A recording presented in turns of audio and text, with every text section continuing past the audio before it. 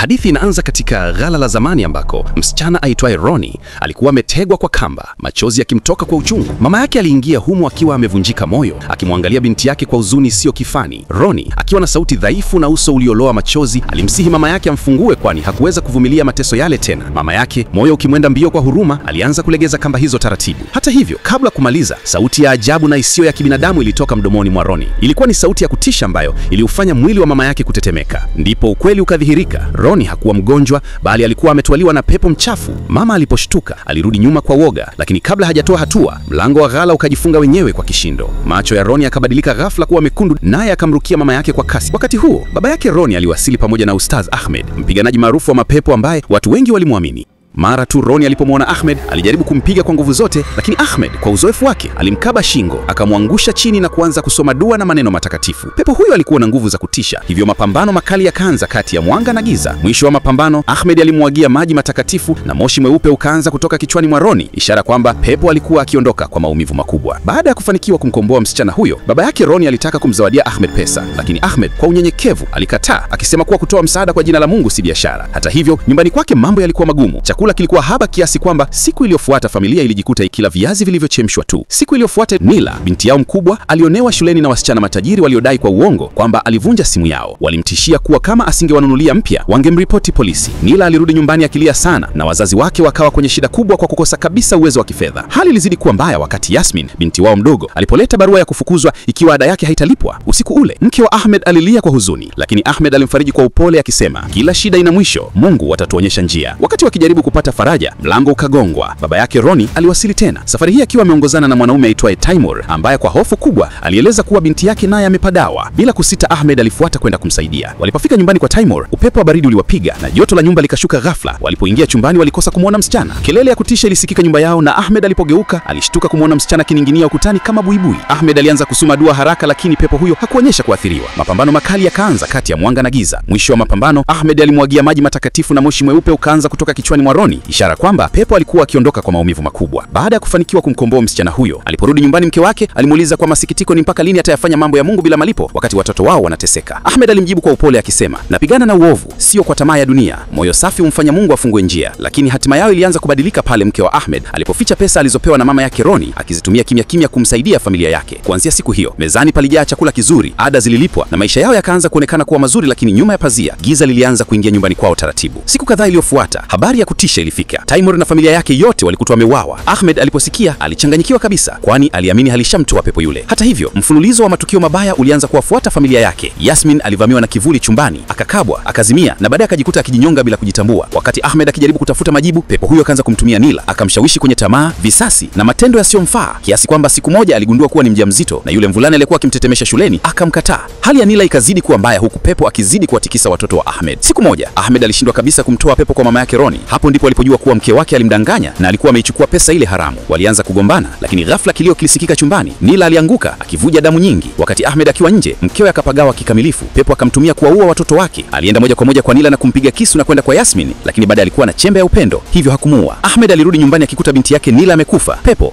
kupitia mwili wa mkewe alimsogelea Ahmed kwa tabasamu la kishitani. Ahmed akichanganyikiwa na hasira alijikuta akimshambulia mkewe bila kutambua. Mkewe akafariki papo na Ahmed akafungwa kwa kosa la mauaji. Katika giza lilo zito, Yasmin pekee alibaki hai. Siku nyingine baadaye alimtembelea baba yake gerezani, lakini ndipo ukweli wa kutishia ukadhihirika. Pepo alikuwa ameingia mwilini mwa Yasmin, ndio maana alimwacha hai tangu mwanzo. Lengo lake lilikuwa likumuumiza Ahmed kwa njia ya kukali kabisa, kwa kumfanya shuhudie kuangamizwa kwa familia yake yote taratibu bila kuwa na uwezo wa kuwasaidia. Hapo ndipo hadithi inapoishia, ikiwa imetawaliwa na huzuni, majonzi na uvunjikaji wa familia iliyolengwa na laana ya tamaa na nguvu za giza.